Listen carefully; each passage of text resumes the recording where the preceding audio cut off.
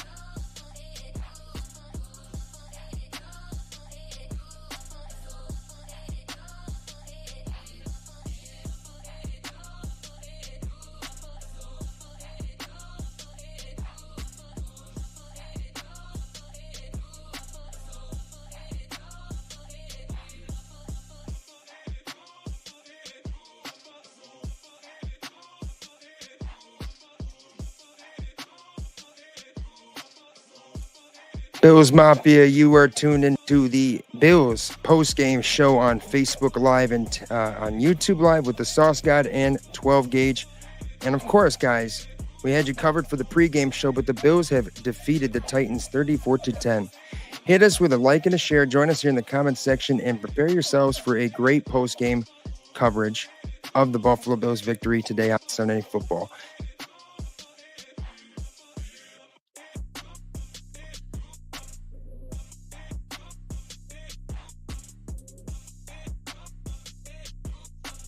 Yes, this is the sit-down, as some would call it. But actually, this is just the Bills post-game instant reaction right here live on Facebook Live, YouTube Live with myself, the Sauce God, my co-host, and, of course, my buddy, producer of the show, 12 Gauge. How we doing on this fine Sunday? Oh, let me get you unmuted. Hold on.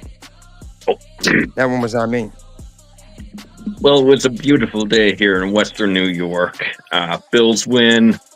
Nice 68-degree fall day. I am doing very well. How about yourself?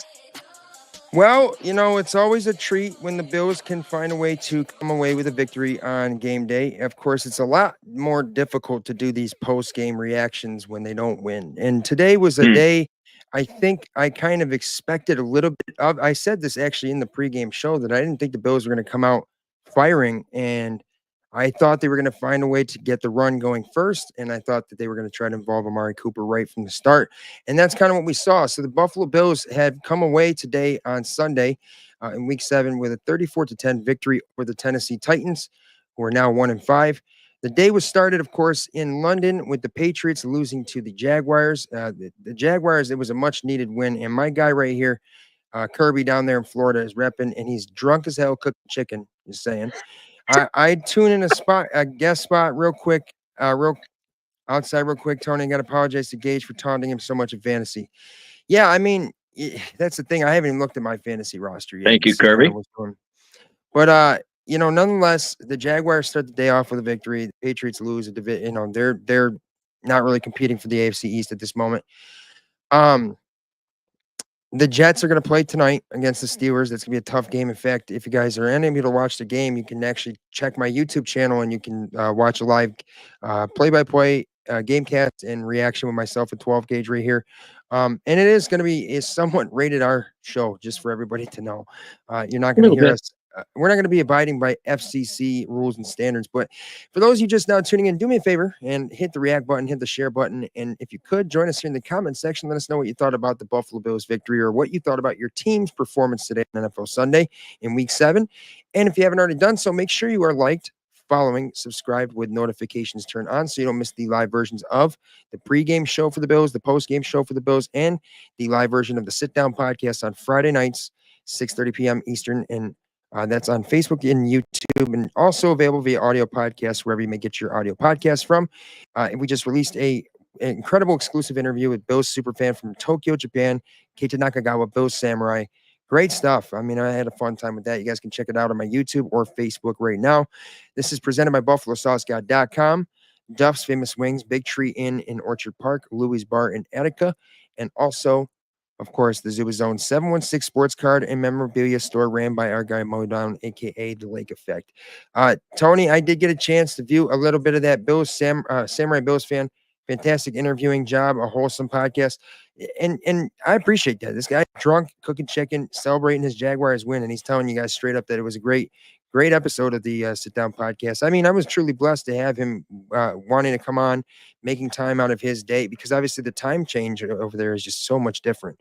And hearing his experience was really cool because I mean, obviously I've had tons of experiences as a Bills Mafia super fan, and it's just obviously a lot different when you're in a country that doesn't even have its own actual NFL team. But to hear his story was really cool, and what he's doing in Tokyo to put the Bills on the map is just next to none. So guys, check it out. It's also available via audio podcast if you're unable to watch on Spotify and on Apple, wherever you may get your podcast from. 12 gauge. We had ourselves a day. Bills started out this game down 10-0, and then we go on Very to score. slow. They would on to score 34 unanswered. So let's go ahead and let's sauce it up with some highlights right here, and let's talk about the Bills' top plays in Sunday, Week 7. All right, so down 10-0. Josh Allen's going to look down the field. And a really nice throw here to Keon Coleman, who was big today for the Bills. I mean, look at him. He's running after the catch, wide open, and that's kind of what you want to see out of Keon Coleman. I think a lot of people are hoping he gets utilized more, but hey, you have to use him when you can. And here's an opportunity for James Cook to find himself in the end zone, which, by the way, was one of my free picks given out on the pregame show, and all of those picks actually hit today. So, you guys want to win some money, make sure you tune into the Bills pregame show, and also just all of the content coming from myself, the Sauce God, and guys like 12 Gauge, Modown, and so forth. So here we go. Josh Allen in the shotgun. He's going to hand it off to James Cook for another replay of this wonderful touchdown that he scored. And James Cook, I knew he's going to come and score a touchdown. It's just obvious. I mean, he had to, and after the performance of Ray Davis, it kind of puts pressure on a guy like that to make sure he still steps up. So the Bills defense found its way to get pressure and find a way to come away with the football and force them to punt, because the Bills offense was just non-existent for the most part of that first half.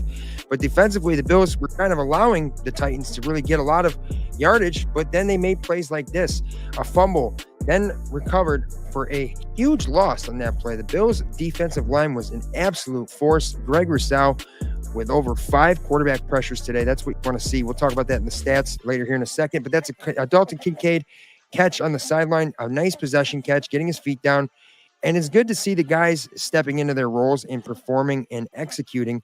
There were times they shot themselves in the foot, but here's another one from Josh Allen in the pocket. He's going to look for who?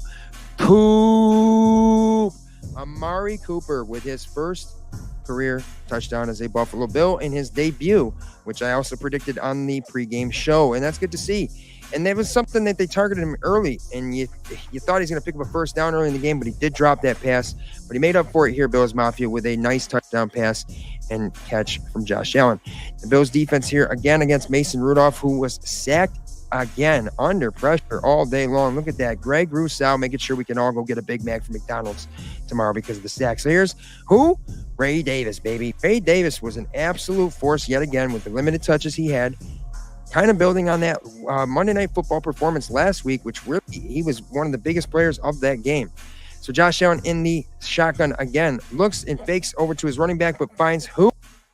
It's Amari Cooper again. Cooper finding ways to create separation with his route running And making tough catches like that early in his chemistry with Josh Allen is something you'd like to see more of.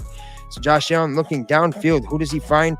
It's going to find Coop again. Amari Cooper had himself a nice debut with the Buffalo Bills, including that touchdown reception. But Josh Allen from the shotgun yet again, looking down the field. He finds in the corner Dalton Kincaid just short of the end zone. Now, the Titans would challenge that play and not lose the challenge, but it didn't benefit them at all. So that was kind of a funny moment. Josh Allen fires to his running back, Ty Johnson, with his second receiving touchdown of the year, I believe. And that's just something the Bills continue to do more and more and more of throughout the game, was feeding everybody. Even with the addition of Amari Cooper, it was still a well spread and well-balanced offensive performance today by the Buffalo Bills. Now, Josh Allen with this replay again. Let's see. He finds on the check down Ty Johnson. That's Josh Allen taking what the defense gives him, but making the correct reads and showing that maturity with no interceptions yet again today. And here's Khalil Shakir looking more and more healthy after coming back last week from injury. But here's a nice catch and run, and that's kind of what you want to see out of the slot receiver role. Here's Mason Rudolph again. This time the Titans kind of threatening. They are in the red zone, but he is going to get sacked again as he tried to get that ball away, but they actually ruled him down as a sack. And, dude, Bills defense wreaked havoc. They looked like they were going to give up quite a bit to the Titans at first, but what do? They settle in. They don't give up the major amount of points. They find ways to get the ball. Here's who? Damar Hamlin with his second interception on the season, and that's exactly what I'm talking about when they find ways. When they're threatening like that, you come away with the football on an interception. That's what I'm talking about. So here we go, the Buffalo Bills yet again, and they're winning really nicely at this point, but who does he find? Josh Allen and Keon Coleman with a huge catch and run, breaking a tackle and a spin move and almost getting a chance to score. But hey, putting that team in position to get another opportunity to score a touchdown or at least come away with the field goal, even though they already had this game at that point. But Ray Davis said, hold on, I know that there's people that have the over in this game, and I'm going to make sure, bing, it's hit. Ray Davis with another touchdown, adding to a great 2-week back-to-back performance from the rookie running back. So, guys, if you're just now tuning in, man, tell me what you think about the Bills' performance against the Titans today. I overall want to say this, it's not about how you start, it's about how you finish. And that's something we've seen a little bit of a trend with this Bills team. Think about the Cardinals game. Okay, not every game is going to be like the Dolphins or like the Jaguars, where we're just foot on the gas, everything falling into place, everything's executing, they're sucking, we're on point. It's not always going to be like that. But what do? You respond in the moment, okay? The Bills kind of had me not worried at all, Gage, when they were down 10-0. I knew that they were going to find some type of rhythm. I knew that they were going to not force it to Amari Cooper, but they were going to find a way to get him the football. And I think as soon as you toss that touchdown pass to Amari Cooper, it was going to be the Bills game from that point on. I mean, Bills Mafia getting a chance to see their newly acquired receiver, that Brandon being made, and nobody thought he was going to make a trade for any guy, and they got exactly the guy they wanted. I mean, if you think about it, Gage, I didn't think about this until the game, that he had Ken Dorsey as the offensive coordinator there recently in Cleveland. So, I mean, it's somewhat of a familiarity, but also, let's be honest, Deshaun Watson went out with injury today. It's got to feel good for Amari Cooper to come in and get a touchdown right away and have some catches that made a difference. And it's good to see, he drops that first third down target to him, and it was an easy pass to catch. Would have been a first down. Instead, we have to punt the football on a 3-and-out. But what did he do? He responded from that point on and made catches, and they weren't exactly easy ones either. But, dude, Amari Cooper with a great debut for the Buffalo Bills. Let's go ahead and check out some of these statistics right here in the sit-down. This is presented by Big Tree Inn with the Sauce 'em Up highlights and Sauce 'em Up statistics. So right now, by the way, guys, the Chiefs are currently beating the 49ers. Just wanted to point that out, 21-12. Let's see if the Niners can find their way back in this game. 34-10, Buffalo Bills over the Tennessee Titans. And today, Josh Allen had a season high in passing yards, over 300 today. Mason Rudolph, 25 of 40, 215 yards, a touchdown, and an interception. Tony Pollard, only 61 yards on 18 carries. That's good to see. But here we go. I knew it was going to happen this week, 12. I'm telling you, I knew that Keon Coleman was going to go over 100 yards. I knew that after, we didn't have a guy with over 2 receptions at the receiver position. I think not the week before. It's just like, whoa, something's got to change. Josh Allen was sacked once today. He went 21 for 33 for 323 yards, 2 touchdowns, no picks again. Okay, that's exactly what I'm talking about. That's How about the rookie Ray Davis? 5 carries, 41 yards. That's good for 8.2 yards a carry, and that's a touchdown. added to it. James Cook didn't exactly have a major day. He had 12 carries for 32 yards and a touchdown. But the touchdown is the run for him that makes the difference. So you get those kinds of plays out of James Cook. It's why you have him as your starting running back in the offense. Not a big day running the football for Josh Allen, 3 carries for only 1 yard. But let's talk about the receivers. 4 catches for 125 yards for Keon Coleman, and he had a touchdown that was called back on a really wonderfully placed back shoulder fade, which, oh man, you could tell that Josh wanted to get him that touchdown on that last drive to kind of put their foot on their necks at that point. I do understand why they overturned it, but look at this, 12. Khalil Shakir quietly with 7 catches on the day, 65 yards. Okay. And that's on 7 targets, meaning everything that was thrown his way was caught. Another highlight, Amari Cooper, 5 targets, 4 of those were catches. One was just one drop pass. But if that's getting it out of the way early, then by all means, let's fucking get it.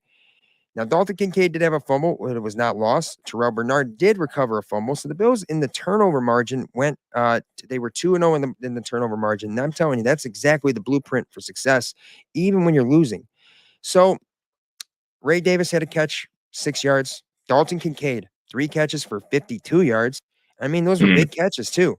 So it's not always about the 100-yard game. It's not always about the 10-catch game. It's not always about the 3-touchdown game. It's about when your number is called, do you make your presence known? Do you take the opportunity to make the best of it? And I think that's exactly what we saw of this Bills offense today. And I'm really impressed with how the defense kind of settled in.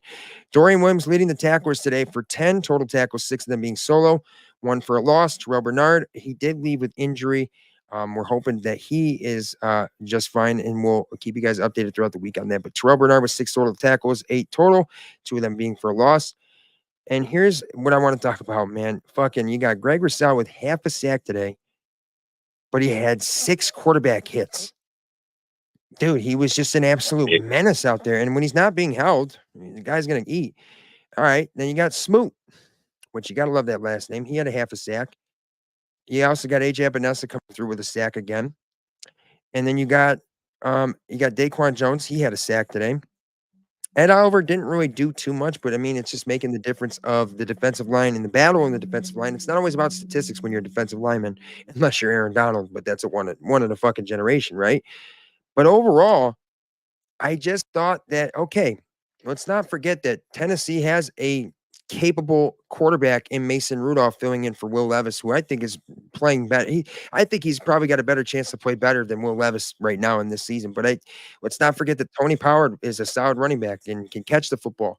Then you have DeAndre Hopkins and Calvin Ridley. I mean, those guys literally were top 5 receivers just a few years ago. Okay.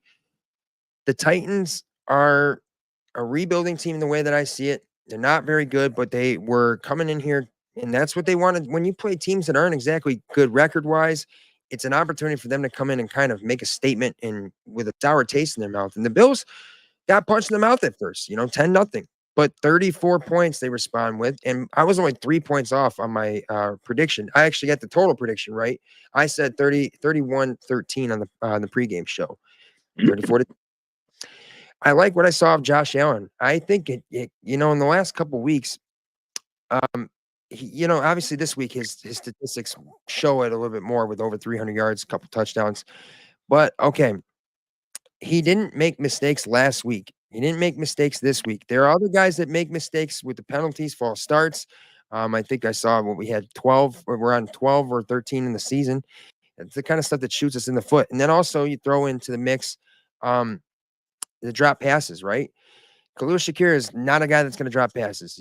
Josh is finding ways to connect with his targets and consistently at this point. And I think when you add in Amari Cooper, it only makes it easier for those guys. And I think it opens up the field so much more. I mean, that's 12. If you're going to play a game of Madden, like my career type shit, right? That's how you spread the football around to all, because you want to get everybody some statistics. You want to keep everybody happy, but that's kind of how you do it. You didn't see a big day running the football from James Cook. I mean, the Bills had under 100 yards rushing, but it's because the pass game is what was working for them. And they asked Josh to do what he needed to do, and he executed. Overall, do you think that Joe Brady has learned from some of the mistakes that we saw in previous losses that we had? I mean, we know about the trick play against Baltimore, but right now it looks like he kind of dialed in. What would you say? I'm thinking he's learned quite a bit from taking over for Ken Dorsey.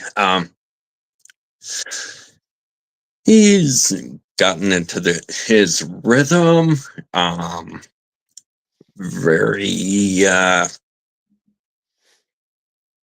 over the last two games, he's definitely settled in. You know what I mean? He's definitely settled in at this point, and I think it's just a part of the game. You know, especially when teams start to figure out what you're doing a little bit. Well, you can either get figured out or you can figure it out. I remember Josh saying that, quoting that a few years back. But let's see. So let's take a look at some of the statistics out of the Tennessee Titans offensive playmakers today to kind of go hand in hand with this segment of ramping up the stats. So like I said, running the football, the Tennessee Titans had some success. 24 carries total as a team, and for 89 yards, that's under 100 yards rushing. Not bad. They only held them to 215 yards passing. But let's see. Tyler Boyd got it going. He's a consistent receiver. He really is. 5 catches for 43 yards. Chig Nkonkwo had 4 catches for 50 yards. Calvin Ridley, 3 catches for 42. I mean, he had a couple. He had that 33-yard catch. That was big. But no DeAndre Hopkins. He had 1 catch for -2 yards. These guys weren't able to really get it going. They found other guys, the tight end, Tony Pollard. You know what I mean? Those guys were able to kind of help move the offense down the field for the Titans. But I think once we figured out what they're trying to do, I think the Bills defensively over the years have done a great job of figuring out how to adjust to what they're doing in game. Obviously, the Ravens game is a bad example of that. Texans game is a great example. We figured out how to readjust to what CJ Stroud and that offense was doing, and we saw it again today. And I like the way that this team is playing, and we didn't see any questionable decisions for the coaching, anything like that. So that's good to see as well. Overall, 12. Yeah, the Bills performed today. They also, Mason Rudolph had 3 fumbles. Okay, only one of them was actually recovered by the Bills. But DeAndre Hopkins with a fumble. I mean, that's a lot of opportunities for the defense to come away with turnovers there and create opportunities for their offense to climb back in this game. Now, from Japan himself, Keita Nakagawa said, "Great game, my friends. Go Bills from victorious morning, Tokyo." It is, of course, victory day for him as he's probably getting ready to head to work. Great stuff. Very much love to you, Pills Samurai. Konnichiwa, Gambaro Bills.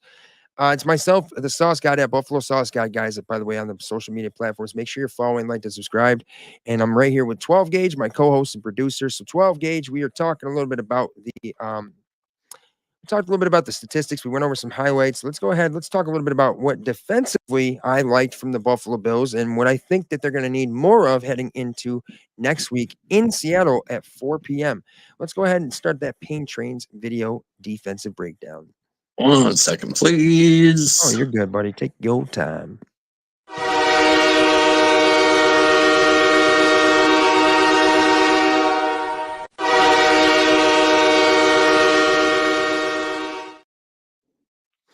Defensively, the Buffalo Bills today, I think I can speak for 12 Gauge and I both that they just got pressure.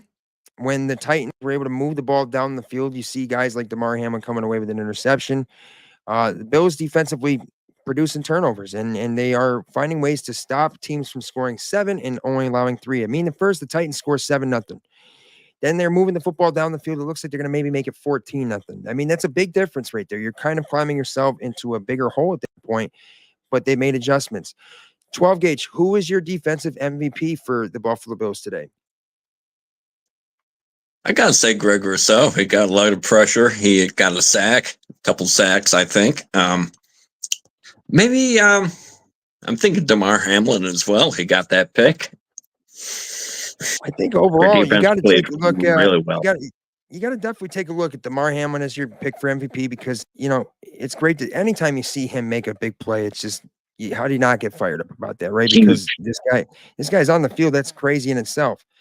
He had 5 tackles today. He also had a pass deflection. I thought the Bills were really good in the secondary, avoiding penalties. Christian Benford had one at first, and these kinds of things are going to happen. It's the toughest position in football is the defensive back. I mean, you can't do anything, and you literally have to stop them, but you can't do anything.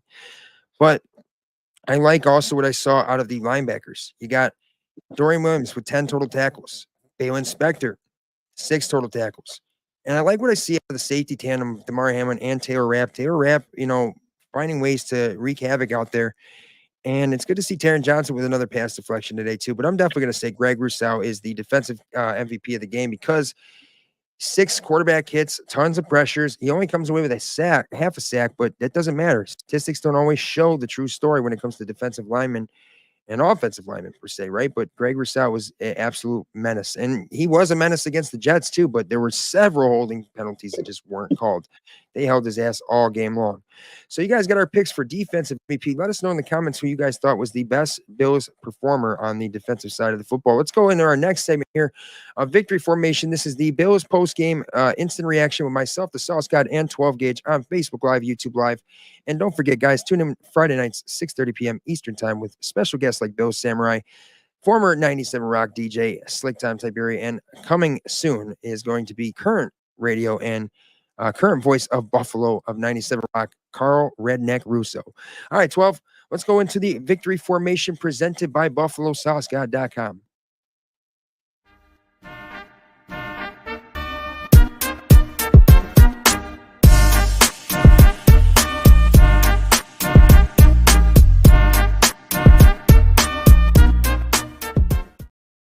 Obviously, the Titans are not that great of a team. They have a solid defense, and I think that's kind of what's been allowing them to stay competitive in most of the games because it certainly is not the offense. I mean, they have playmakers, but it's not offensively what they're doing that has even kept them competitive in most games. I think most of their games are decided by like one score. So, I mean, the 5 losses doesn't really reflect the talent and the abilities of this football team that we defeated today.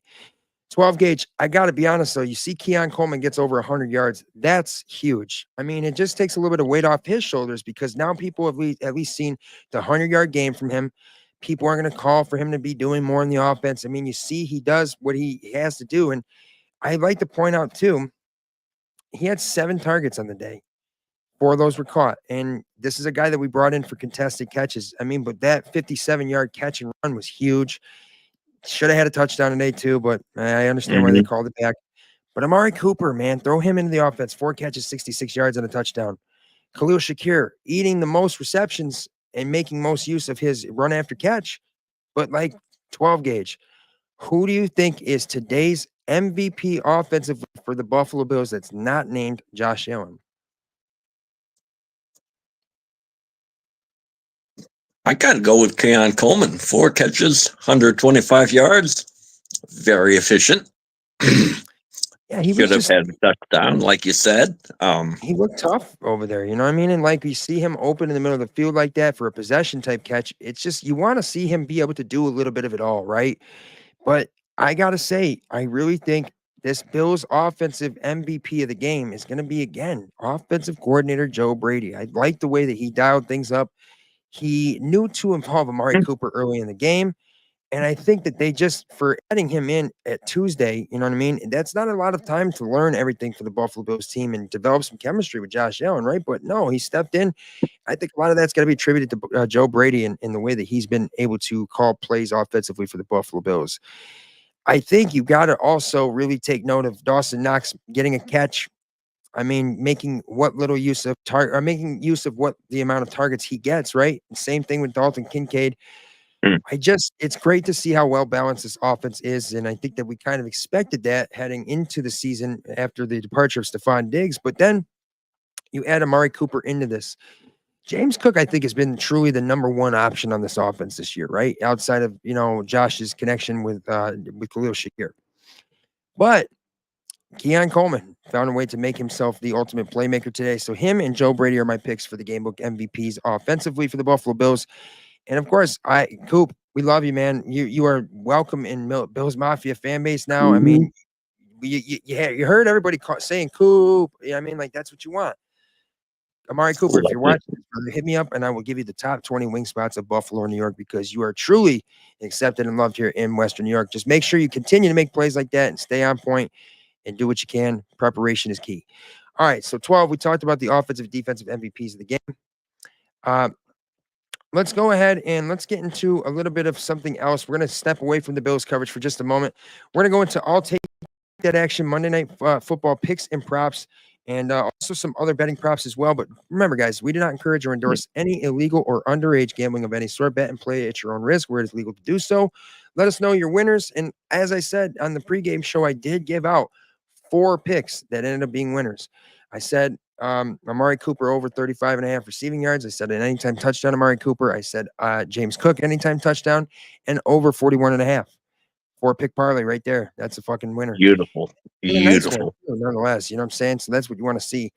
I almost thought about Keon Coleman, the over in receiving yards, but I didn't want to push it too much. So guys, we give out free picks.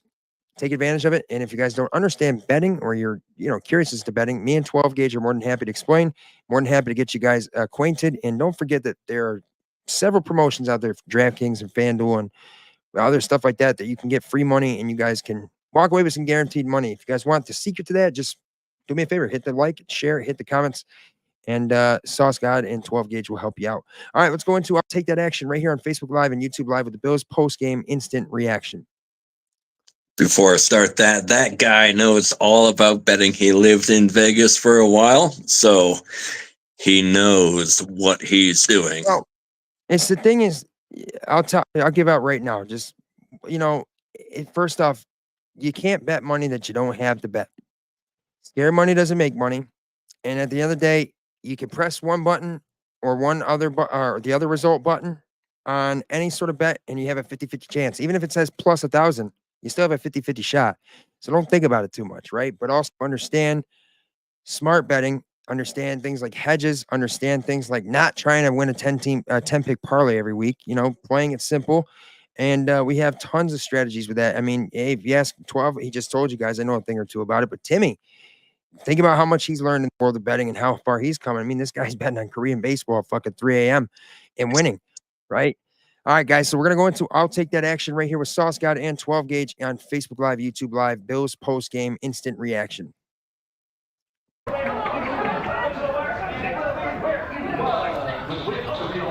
Yeah. Hey, guys. Life is too short to bet the under. I don't care if it's 59. I don't care if it's 67.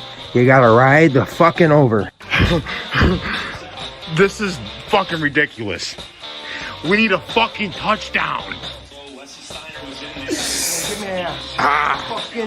The stakes are high for these ones, boys. Over-unders, give me points. All right, so we're going to give you guys some Sunday night football picks and props. And, when it comes to props, it's not necessarily my strong suit. I never really like to bet on individual players because I don't know how they're going to come out and play. I don't know if they were drinking all night last night. I don't know if they have a fucking problem in their relationship. I don't know if they, their puppies shit on their shoes or something like that. You never know. And you can never necessarily predict how a team is going to come out and play, right? Because we've seen the Bills come out flat at times, right? I'm sure there were people that go, oh, fuck. Yeah, I gotta take the fucking Titans at this point, but I'm sure the people that were watching live betting and go, oh, plus money for the Bills in-game money line, I'll take that, right? So the Steelers and Jets play tonight. Now, when you hear that, 12, tell me, don't you think low scoring before you even hear any numbers? Yeah, Steelers defense, Jets defense, lower scoring game, defensive game. Yeah. Now we do have a little bit of an adjustment. It is Russell Wilson getting the start tonight over Justin Fields. Now, I'm not sure if that's due to injury or if that's just a coaching decision. 12 Gauge, do you know anything about that? I do not. I was a little shocked that Justin Fields was not starting in that game. Well, let me see if I can get some updates on it because honestly, it's a little odd to me. You know what I'm saying? Like he obviously has the ability to play. I mean, they were winning games, but the Steelers plan to start Russell Wilson over Justin Fields on Sunday night against the Jets. But head coach Mike Tomlin said he still had the decision to make, and I'm pretty sure that decision's already been made, though, for Russell Wilson because he's healthy.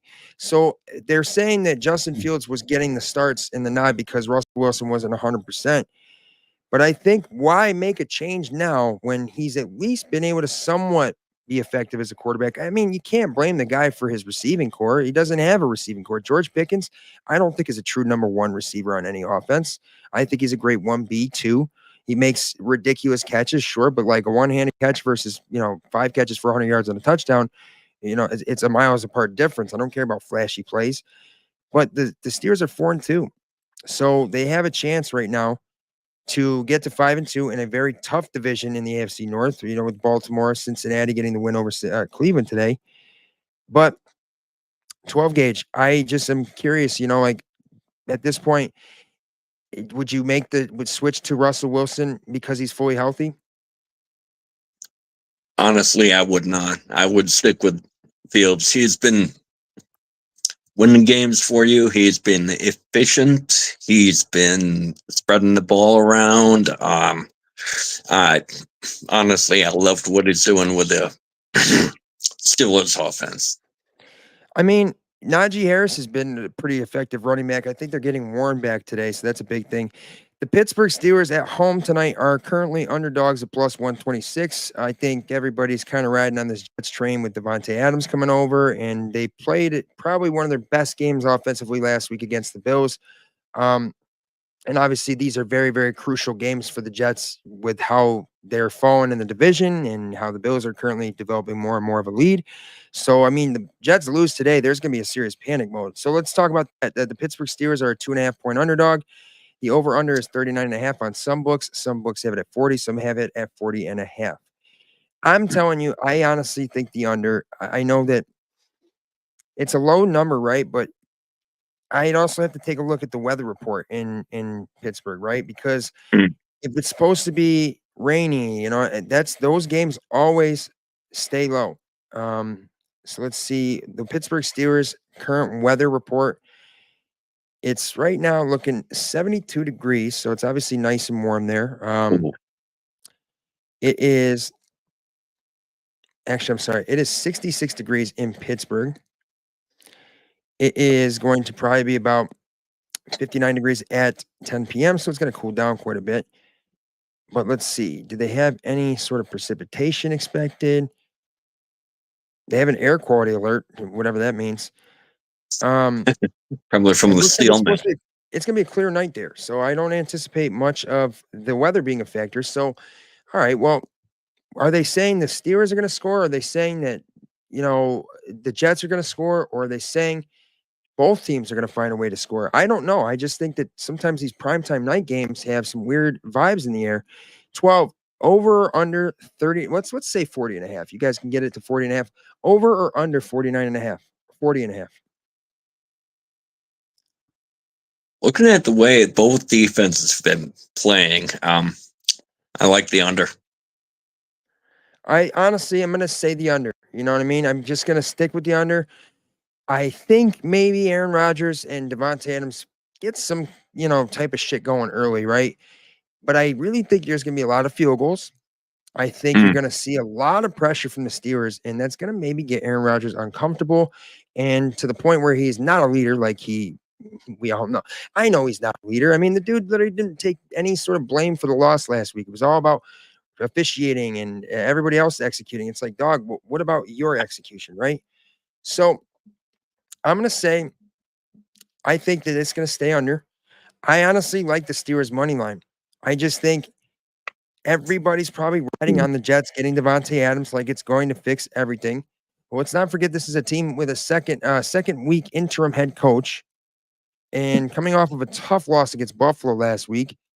You got Reddick coming out. I think he's expected to play, and he just came out of his whole contract dispute. It's crazy to see that, but there's just dysfunction over there. So I'll say 40.5. I'm going Steelers money line. 12 gauge. What do you like? The 2.5 points for the Steelers as underdogs, or favorite 2.5 points for the Jets? Honestly, I think Steelers minus 2.5. So the Steelers underdogs, me and 12 gauge are both riding with that. All right, now let's get into some props. 12 gauge. What do you want me to look up here? You want me to look up passing yards? Run? What do you want me to look up? Anytime touchdown, Pat Freiermuth. Okay, so he's saying Muth. Kind of go hand in hand with Coop. Anytime touchdown score. I do like that. A little underrated, plus 350, guys. You guys can straight bet that and make some money. I or like you can it. pair it up with the same game Love parlay. it. You guys can Love get it. the profit boost. I think you got to really think. I see Garrett Wilson getting an anytime touchdown score. I see that. because of the Devontae Adams addition and what it does when you have a guy come in and possibly taking something away from you, what it does. Look at Keon Coleman today, making sure he led the way for receiving yardage, and Khalil Shakir making sure he led the way with total receptions, but everybody doing their parts. So I think you got to say Garrett Wilson anytime touchdown. That's what I'm picking.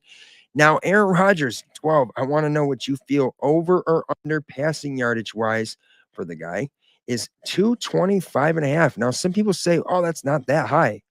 Ooh. There's probably a reason for it. So what do you think? Over or under 225.5 passing yards for the Roger? Ooh, interesting. I'm thinking the under. Steelers defense is pretty good. Steelers corners are pretty good. I think the Jets find a way to get it going offensively running the football. I think they maybe, like I said, maybe they kick some field goals. But I also tell you this much, 12. I'm going to ride with you on that under for Aaron Rodgers. And I'm saying Aaron Rodgers over half an interception. I'm thinking he's going to have at least one pick today.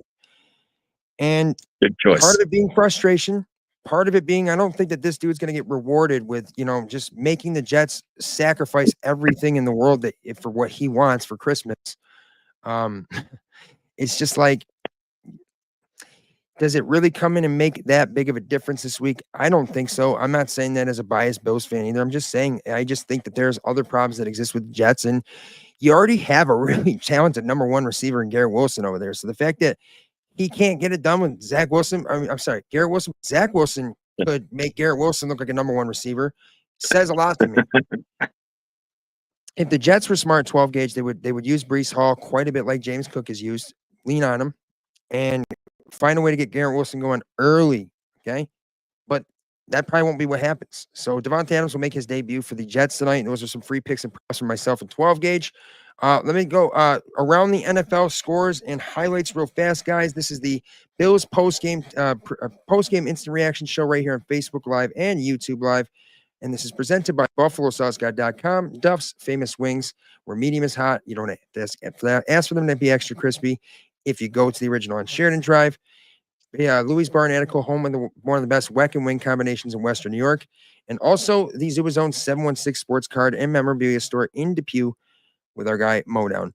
Currently, the Chiefs are beating the 49ers 28-12 with 2 minutes to go for the 49ers. It is the 2-minute warning, 3rd and 4 on the Kansas City 44-yard line.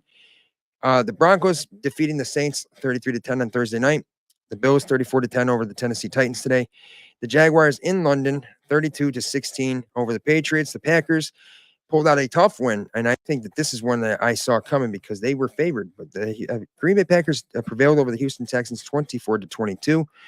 Real fast, let's take a look at some of the quick stats from that game. Obviously, Bills Mafia, we are paying attention to what a guy like Stephon Diggs does. C.J. Stroud did not have a good day at all. 10 for 21, 86 yards. Joe Mixon was the guy that was effective for them today with over 100 yards rushing and 2 touchdowns. Jordan Love with 3 touchdowns, 2 picks. I mean, that guy is resilient. Even if he throws a couple of turnovers, finds a way to get back in it. Stephon Diggs had 5 catches for 23 yards. So he got the ball a bunch, but he didn't really do much with the ball is what I'm saying. So right there, you see that the Green Bay Packers were able to find a way to slow down the Houston Texans, even with Joe Mixon going. It just didn't matter. So let's continue around the NFL. The Eagles prevailed over the Giants in an ass whooping 28-3 in the NFC East matchup. And the Eagles are starting to really get their game going. The Lions in a tough one in the NFC North, 31-29 over the undefeated Vikings, now with 1 loss in the season. The Seahawks 34-14 over the Falcons. The Bengals 21-14 over the Browns. The Colts with a disgusting looking win, 16-10 over the Dolphins. The Commanders 40-7 over the Panthers. That's a huge one. And the Rams over the Raiders 20-15 with that Kansas City and 49ers game still underway. And let's take a look right here at what we're expecting for the Commanders game. I saw that Jaden Daniels came out of the game. He took a hit. He was lost in the game due to a rib injury. So that's not good to see. I mean, perfectly said. With an ass whooping. Chris, man, hey, do me a favor. We're going to be live at 8:15 covering the Sunday night football matchup, myself at 12 gauge, having a real fun time here. having a couple brews, and giving you guys play-by-play instant reaction for the Jets and Steelers game. I think this is a game that Bills Mafia should really be paying attention to, not just because of the Jets and the ramifications of the AFC East, but also because the Steelers and seeding and wild card situation and that kind of stuff. Because even though I still believe the Bills will win the AFC East, you never know. You want to have your situation as well put as possible. So, Bills Mafia, you're going to want to tune into that. And if you guys don't want to hear the boring commentating of, I'll give it Mike Tirico's all right, but Chris Collinsworth, then tune into Sauce God and 12 Gauge on Facebook, not Facebook Live, just exclusively on YouTube Live tonight for the. You'll be in there? Hell yeah, Chris. Hey, appreciate you very much, man. Chris, longtime YouTube viewer. And if you guys are just now tuning in, do me a favor, hit that react and share button and join us here in the comment section like our guy Chris saying go Bills, getting everybody hyped up. It is a victory post-game show right here with Sauce God and 12 Gauge. And hey, man, I'm happy. We're 5-2. Seattle's going to be a tough one next week. I'll give you guys a brief outlook on that because by the way, so the 40-7 performance over the Commanders. I mean, if Jaden Daniels is able to get back soon enough, is this a team that is legitimately, I know it's the Panthers, but is this a team that's legitimately going to make some noise? I mean, look at Marcus Mariota stepped in 18 for 23, 205 yards and 2 tutties. Brian Robinson, 71 carries, or 71 yards on 71 carries on 12 carries for a touchdown. Could you imagine getting 71 carries in a game? I mean, dude, they are a well-oiled machine. It looks like getting rid of Ron Rivera was just the move for them. Let's talk a little bit about what we're expecting for Monday Night Football as well. We got the Buccaneers hosting the Ravens. That's a game Bills Mafia you're going to want to pay attention to as well because Baltimore currently has the tiebreaker over us. The Cardinals will host the Chargers for a doubleheader on Monday Night Football. So another doubleheader in Monday Night Football this year. Not something that we're used to seeing quite a bit of, but the Bills are going to be facing against the Seahawks at 4:05 in Seattle, and Seattle's 4-3. DK Metcalf got hurt today, and we're unsure of what his status will be. We're hoping we get Terrell Bernard back for that game as well, but I'm just curious as if they have any spreads released or anything like that yet. Maybe on Tuesday, I think. Well, let's see. I wonder. Well, because hold on. No, sometimes look at they already got them. They already have them. The like the Rams will host the Vikings for Thursday Night Football. The Rams open up as a 3-point underdog with 47.5 over under being the number for that game and 12. So we're playing at 4 p.m. against the Seahawks. Bills open up as a 3-point favorite for that game with the over under at 48.5. This is a team with Seattle that's got some playmakers. I mean, you got DK Metcalf, you have Jackson Smith and Jigba, you have Tyler Lockett still, you have K9, Kenneth Walker, and also you have Zach Charbonnet. You got a lot of playmakers over there. Geno Smith had one really, really good year for the Seahawks. I mean, he's still capable, but I don't see him as a game changer. But Seattle with head coach Mike McDonald, there's a team that's going to want to play us very difficult. And hey, in Seattle, it's not easy. I mean, you got the 12th man over there. And so Bills Mafia, we expect you to travel well and represent the Bills and show up for our boys as we are going to get ready for Sunday football action on at 4 o'clock on Sunday of next week. So 12 Gauge, let's talk about let's highlight some of the best comments from the show so far. Our guy, Kirby, starting off the show saying congrats on the dub, my dog, and we congratulate you on the victory over the Patriots. Anytime a team beats the Patriots, it's we love you. Go Bills, because why not? And I like this too, by the way. Kirby said, he did get a chance to watch a little bit of that podcast, and it only about a 30-minute episode, by the way, guys. And if you don't want to watch it, you can just listen to the audio version wherever you may get your podcast from. Great stuff, guys. It's on my Facebook and YouTube as well. Let's see. We got Keita Nakagawa saying arigato. Great game with my friends, and go Bills from victorious morning Tokyo. I love that. And of course, our guy Chris saying, just got my wings for the game. Oh, yeah, go Bills. Hey, Chris, man, I'm curious, brother. Before we do anything else, we're going to ask you a question. Do you do any sort of betting? Do you do any sort of picks? I mean, obviously, the Bills took care of victory. I'm not really the guy that just gets into football games. I like to make some picks. In 12 Gauge knows I don't really bet much at all anymore. But if I have like a buck in there, I'll bet some penny parlays. You know what I mean? Pick a few, pick 3, 4, 5. Put some, just because it makes it a little interesting. I'm not really a guy trying to win money.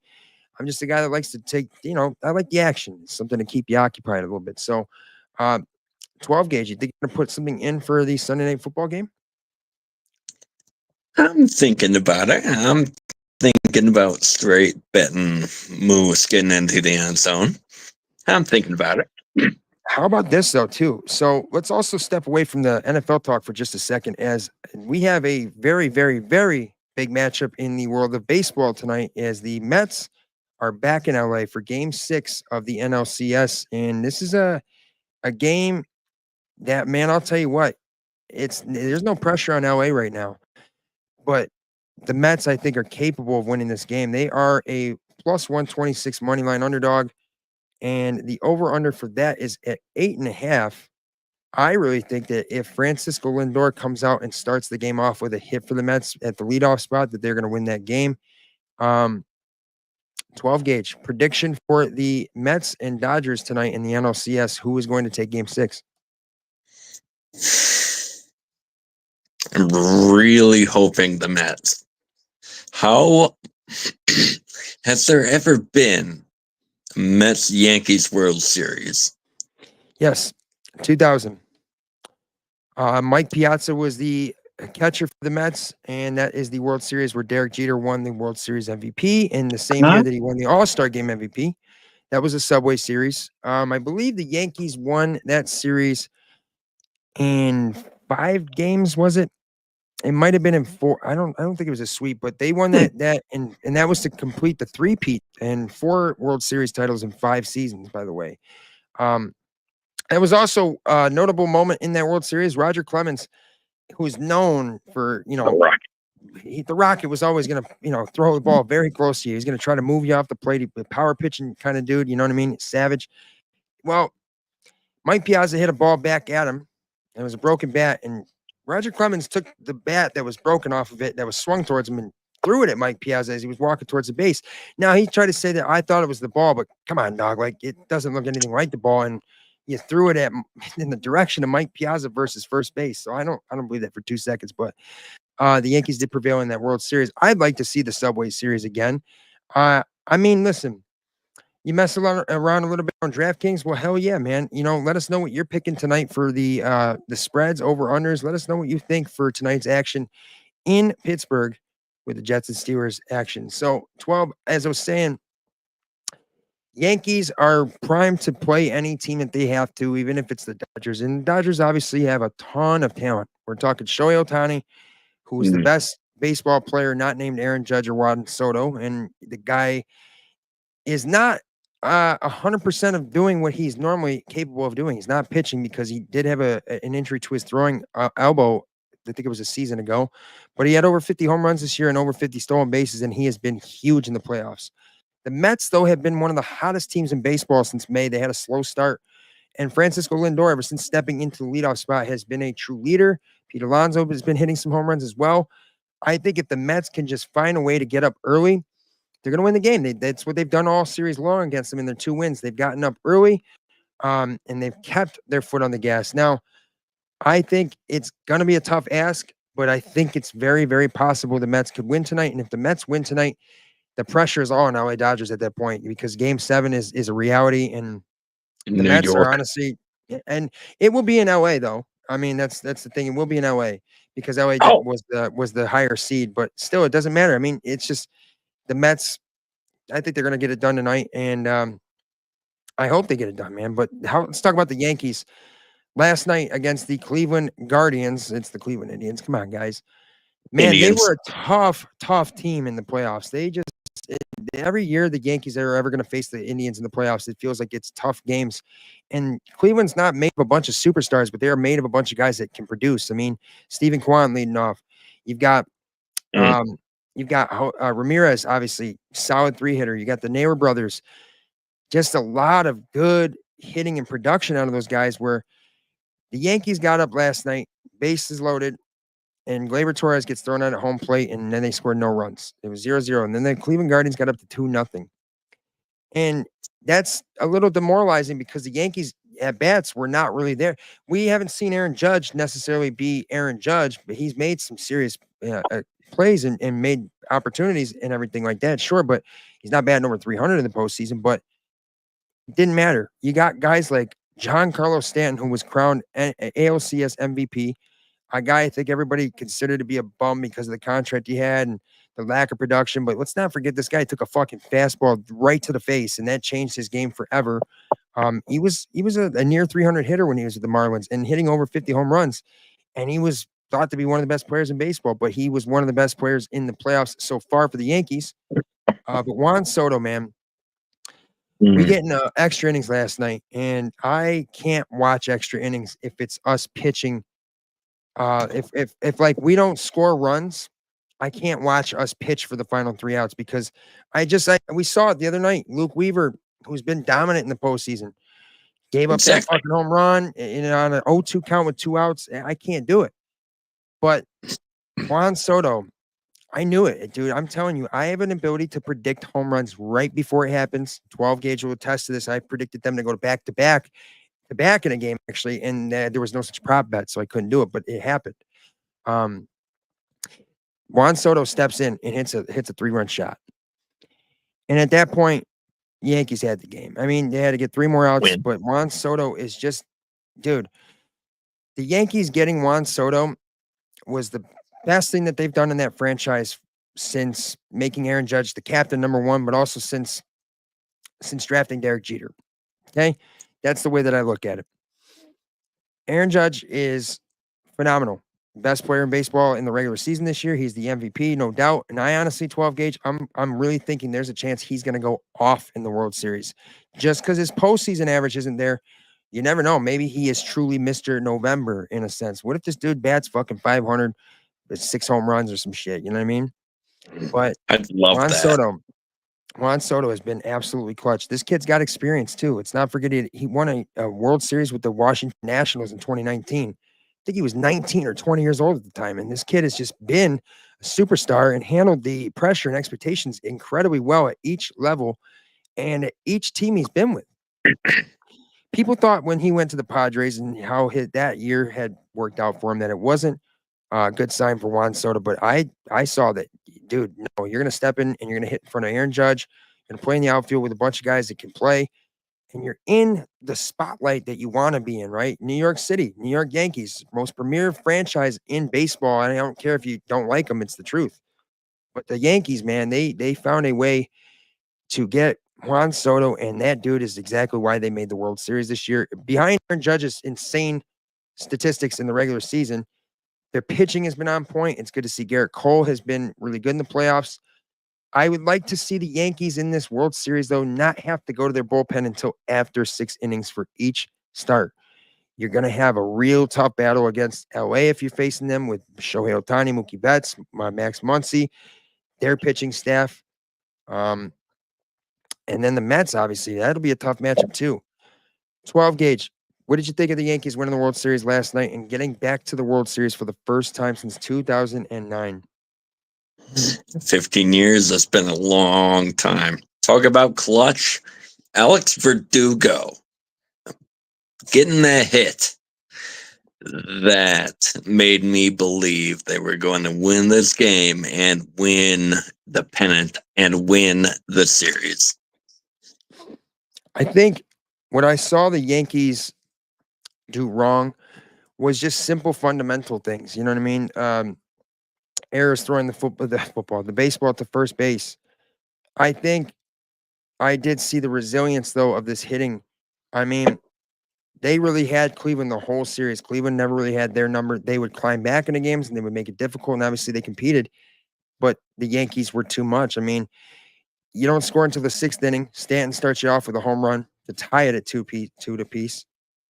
And then at that point, you're staying low at that point for the rest of the game until the 10th inning. That's really good baseball right there. Juan Soto finished the day for 3 for 5, batting .333 in the playoffs this far. Let's talk about Gleyber Torres, man. Unsung hero, 2 for 5 on the day. 297 average in the postseason. And this is a dude that has played significantly better since stepping into the leadoff spot. But Giancarlo Stanton, man, that dude is just he's like what Hideki Matsui did for the Yankees in 2009. Anthony Rizzo getting a hit. I just like to see. I want to see Aaron Judge wake on up and be a sleeping giant that just needed a couple weeks in the postseason to have a little bit of a slump. And I wouldn't call it a slump. He had major home runs in the series against the Guardians, In fact, one that should have been the game winning, but obviously we saw how that went with Luke Weaver allowing that blowing the save opportunity at that point. 12 gauge. It's good to have the Yankees back in the World Series. Growing up, obviously, it was accustomed to watch the Yankees and thinking they were going to win every game that they played. And I saw on TV, it was the culture. Now 100%. it's different now. But Aaron Judge is homegrown talent. Anthony Volpe is homegrown talent. Gleyber Torres is homegrown talent. You have veterans like Anthony Rizzo, solid player. You have Juan Soto, premier superstar that I think is going to sign a massive extension in the offseason for the Yankees. And he's going to be Yankee for the rest of his life. But it's a collection of talent. It's not the overloaded superstar paid for talent like the Yankees have tried to do in the past. But it's good to see their bullpen, guys like Tommy Kahnle, that Tim Hill guy, solid. You know what I mean? And then you throw in Luke Weaver, who his story is pretty damn cool too. 12 gauge. I like the Yankees heading in the World Series. I don't care who the opponent is. I'm saying Yankees in 6. Aaron Judge is going to have at least 3 home runs in this series. I really do. And who knows? 12, maybe a bold statement from Sauce God right now that Aaron Judge has a multi-home run game in the first game of the World Series, maybe even 3. And remnants of Pablo Sandoval with the San Francisco Giants years ago. Remember that? That dude fucking yes, that I game do. right there got him paid and never did shit again. Panda is what they call him. All right, guys. Panda. So this is Sauce God in 12 gauge right here. We're talking a little bit about Yankees getting back to the World Series last night. It was awesome to see. 12 gauge. Let's go and getting saucy. Presented by Duff's Famous Wings, as we are going to get you guys out of here and preparing for that Sunday night show with the Jets heading to Pittsburgh, where myself at 12 gauge are going to try something a little bit different, broadcasting the game for you guys on Gamecast and giving live play-by-play commentary throughout the whole thing. Here's Getting Saucy right here on Facebook Live and YouTube Live. As far back as I can remember, I always wanted to be a gangster.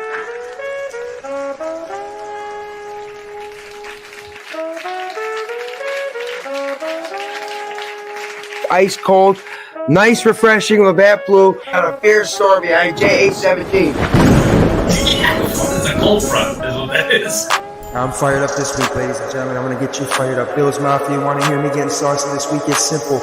Mac Jones and the New England Patriots, and also, too, the Miami Dolphins, and anybody that's got anything bad to say. Bills by a billion, baby. Let's go. Let's go, Bills.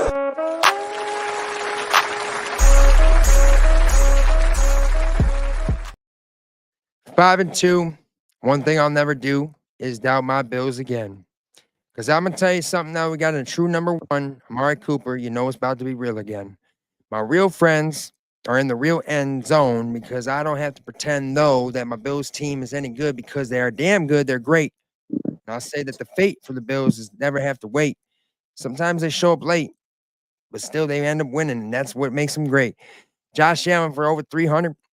Man, he bring that thunder. Keon Coleman over 100. Man, we got to stay humble. Amari Cooper with a touchdown. You know we give you the rundown right here on the Bills post-game show. You already know. So 12 gauge, let me tell you, getting saucy this week is all about the Bills getting the job done, executing, never getting themselves in a hole, and never getting themselves into a position where they felt like they could not win that game. Even down 10-0, I have nothing but confidence in this team. I didn't get negative once. The Jets game was a little bit of a different story because we saw the things transpiring. That's a little bit different. But nonetheless, Bills get Amari Cooper. Amari Cooper, 4 catches, 66 yards, probably his best game all season, and a touchdown. Dalton Kincaid, nice game. Khalil Shakir, nice game. Thank you, Keon Coleman, for over the 100-yard performance. Damar Hamlin, shout out to that fucking true inspiration right there with his 2nd interception on the season. Bills Mafia, way to show up at 1 p.m. today for your Buffalo Bills against the Tennessee Titans as they prepare themselves for a tough matchup heading to the West Coast in Seattle for 4 p.m. action next Sunday. And we'll have you guys covered for that, I believe, next Sunday as well. We're going to maybe do the same thing that we're doing tonight on Sunday Night Football, but for the Bills game next week. So make sure you guys are like, following, subscribe, notifications turned on so you don't miss any of the live versions of this show, the Bills pregame show or postgame show, or the sit down on Friday nights at 6:30 p.m. Eastern time on Facebook Live and YouTube Live. If you are unable to catch the video version of this show, it is available via audio podcast, wherever you may get your podcast from. This episode of the Bills postgame conference, postgame interaction show with myself at 12 gauge is presented by BuffaloSauceGod.com, where you guys can get some Sauce God merchandise, sit-down merchandise. You guys can also head over to Big Tree Inn on Thursday nights for Wing Night, one of the proud sponsors of this show. They have Wing Night, I think it's 75-cent wings right next to the stadium. Duff's Famous Wings on and the original on Sheridan Drive, man, is the fucking GOAT. Louie's Bar in Attica, home of one of the best whack and wing combinations in Western New York. And of course, that Zubaz Zone 716 sports card and memorabilia store in Depew, New York, run by our guy Jason Lake, aka Modown, aka Lake Effect, with nothing but great deals, sports cards, sealed product, signed Bills memorabilia, and much more, guys, with some great deals. Head over to Depew, New York for all my people out there in the hobby. So 12 gauge, appreciate you very much, man. Let's talk a little bit about bada bing, bada boom. What was the best thing you heard today, either in the show or just in general? Let's play that video of bada bing, bada boom, presented by BuffaloSauceGuy.com.